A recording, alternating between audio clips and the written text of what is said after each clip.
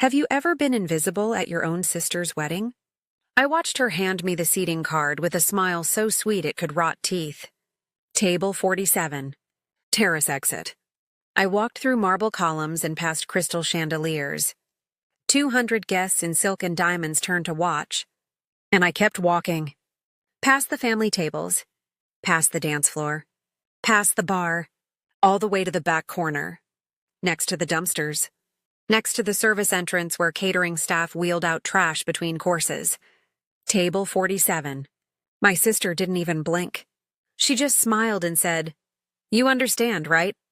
We had to make cuts somewhere. I understood perfectly. She had no idea whose property she was standing on. But in 3 hours, the officiant would say my real name, and everything would shatter. Where are you watching from right now?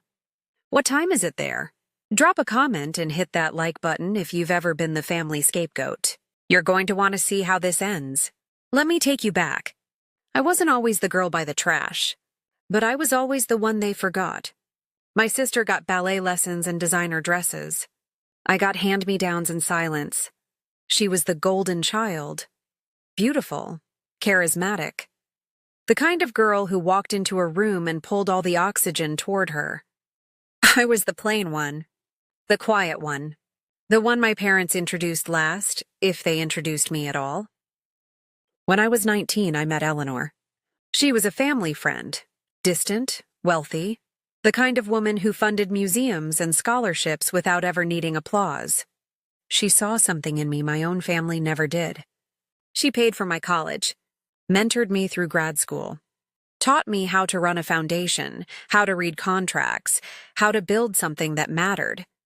And she taught me one other thing: document everything: contracts, emails, wills, even wedding RSVPs.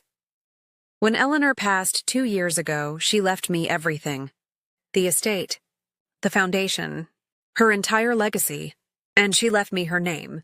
I legally became her heir. I took her last name, Hartwell. The probate documents were ironclad. Eleanor made sure of that. My family never noticed. They'd stopped paying attention years before. My mail changed. My bank statements changed. Even my driver's license changed. Not one of them asked why. And now, my sister had booked her dream wedding at the one venue she could never afford. Mine. 6 weeks before the wedding, my sister called. No greeting. No small talk. "I need $15,000. I blinked. We hadn't spoken in months. "What happened to your budget?" I asked. She sighed like I was exhausting her. Not everyone can live like a monk. Some of us have standards. The florist won't deliver without a deposit, and I'm not walking down the aisle with grocery store carnations. I stayed quiet. "So can you do it or not?" "That's a lot of money," I said carefully. "Forget it." Her voice went cold.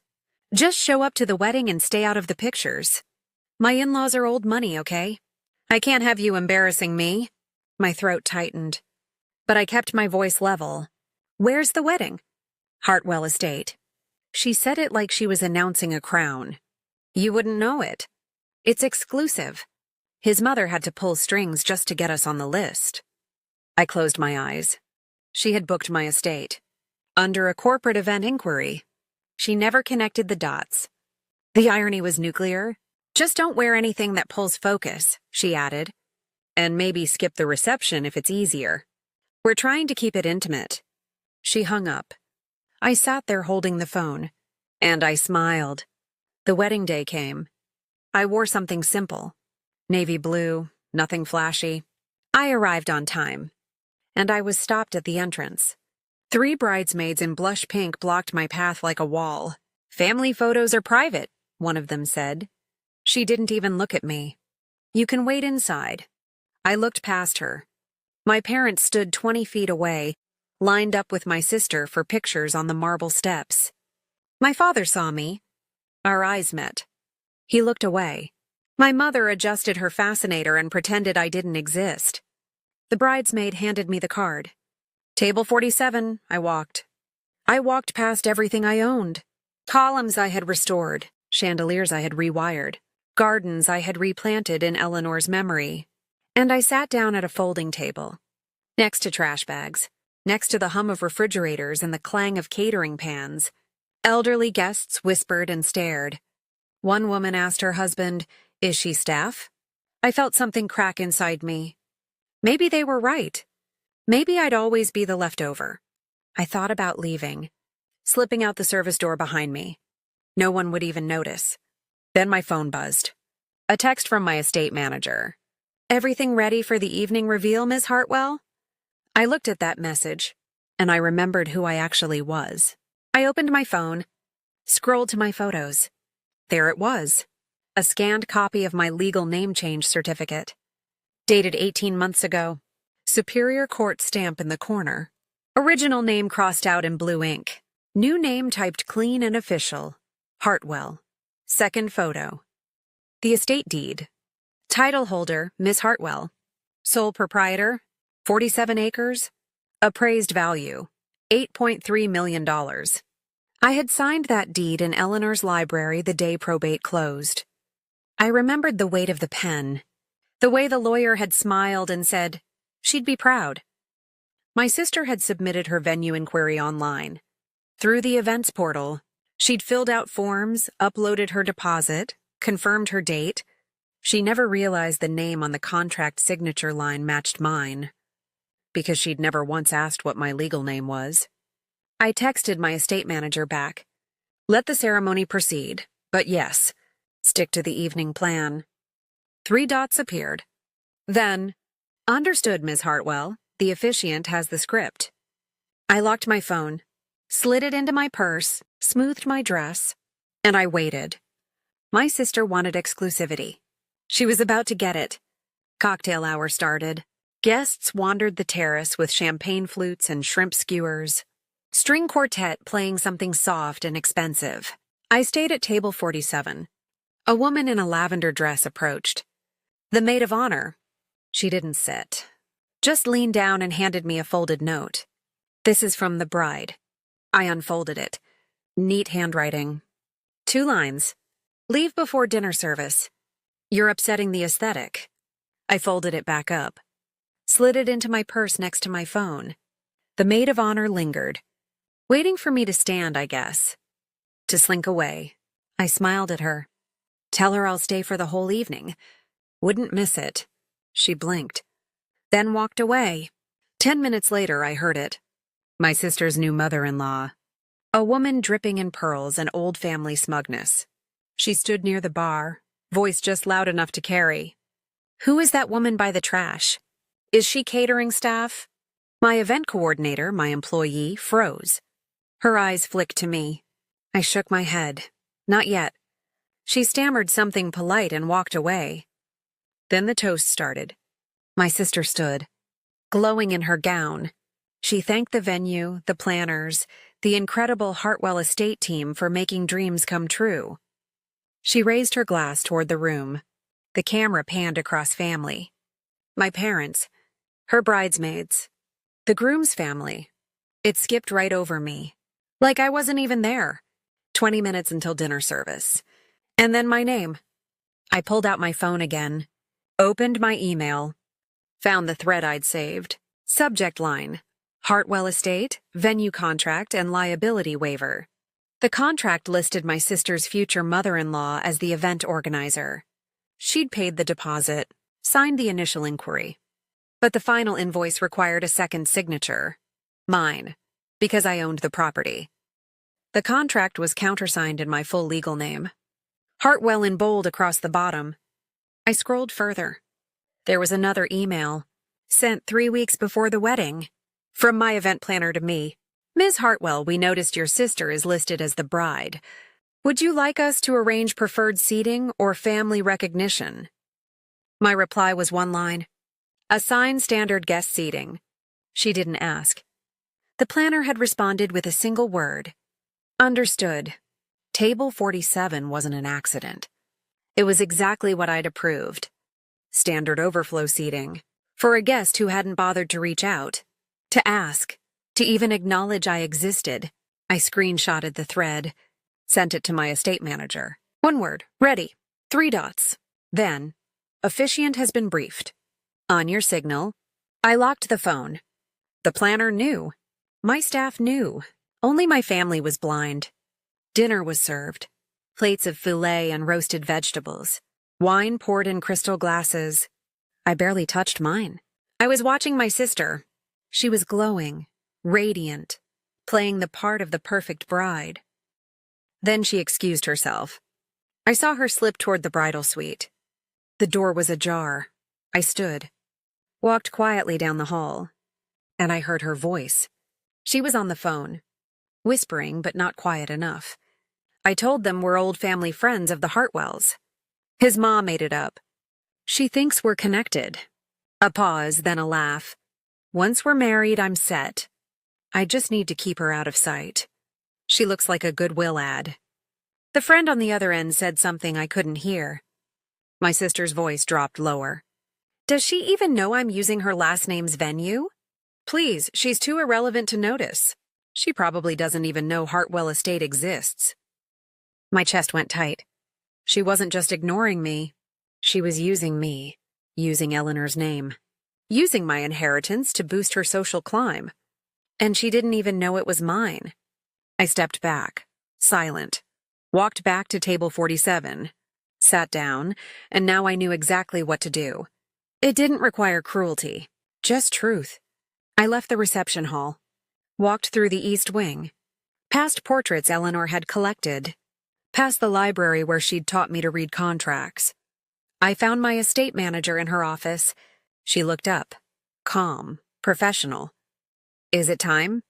She asked. I nodded. The evening program. Per the standard contract, the officiant will thank the hosting family and recognize the estate owner before the first dance. She pulled up the script on her tablet, showed me. It was simple, elegant, exactly what Eleanor had designed years ago for foundation events. A moment of recognition, a thank you to the space, a tribute to the legacy. Nothing cruel, nothing performative, just the truth. And the donor recognition slide? I asked. Ready. Eleanor's portrait. The foundation beneficiaries. Your name and title as director. I nodded. Use my full legal name. Let the guests know who owns the estate they're standing in. She smiled, small, respectful. Ms. Hartwell, we're ready when you are. I thanked her, walked back to the reception, sat down at table 47, straightened my dress, folded my hands, and I waited. I didn't need to humiliate her. I just needed to exist. The officiant stepped to the microphone, and I finally let myself breathe. Dinner ended. Plates were cleared. The room settled into that warm golden hour glow. The officiant took the microphone. He was older, dignified, the kind of man who'd probably married 100 couples in spaces just like this. He smiled at the room. Before we move to the first dance, I'd like to take a moment to honor the space we're in tonight. Polite attention. A few guests set down their wine glasses.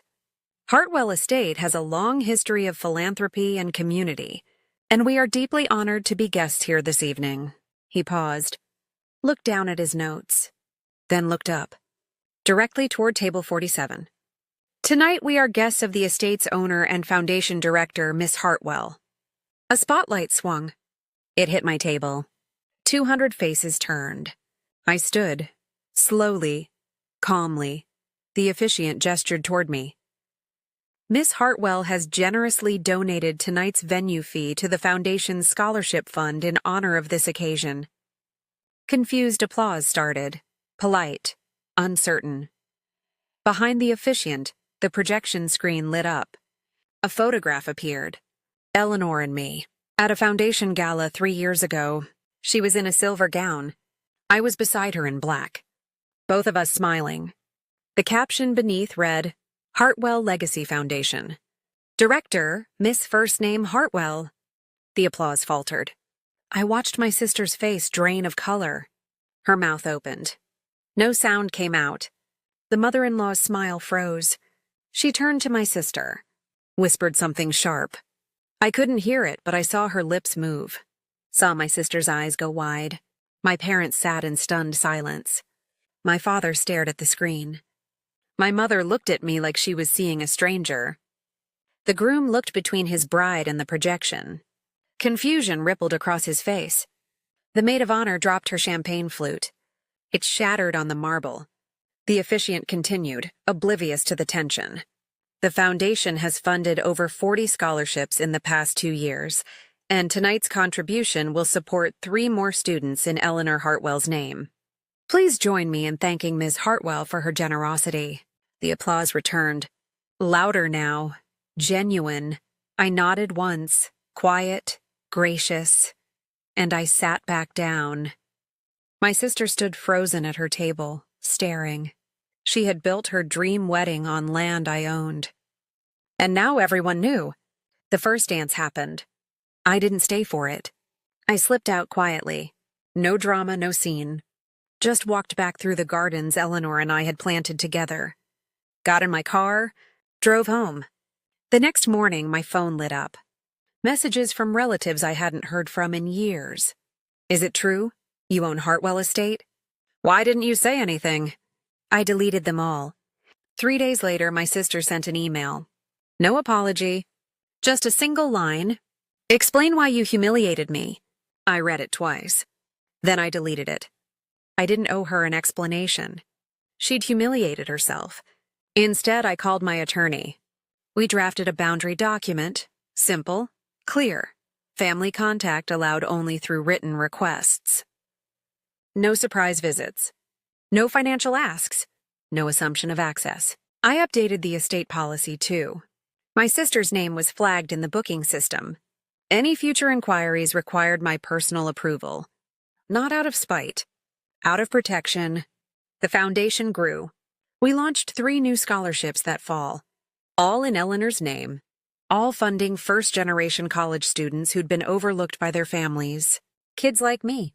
The estate now hosts community events twice a month. Art shows, local markets, senior wellness classes, the kinds of things Eleanor dreamed about. My parents sent a Christmas card that year. Generic, Hallmark, signed with both their names. Inside, my father had written one line. We didn't know. I read it. Put it in a drawer. And I didn't respond. Because the truth was simpler than that. They didn't ask. My sister's marriage went forward. I saw it on social media before I unfollowed her. Fewer posts over time. No family tags. Strained smiles. I don't know if the in-laws ever forgave the lie. I don't follow her life anymore. I don't need to. Eleanor taught me my worth. My family just reminded me why I needed that lesson. I didn't need revenge. I needed them to see me. And then I needed to walk away. Boundaries aren't bitter. They're freedom. So here's my question for you. If you've ever been underestimated by your own family, what would you have done in my position? Would you have stayed quiet, or would you have let the truth come out? Drop a comment below. I read every single one, and if this story resonated with you, hit that subscribe button. Because boundaries, self-worth, and standing up for yourself, that's what this channel is about. Oh, and one last thing. This is a fictionalized dramatization for entertainment purposes. It's not legal or financial advice. Always consult professionals for your specific situation. Thanks for watching. And remember, you are not the overflow seating in your own life.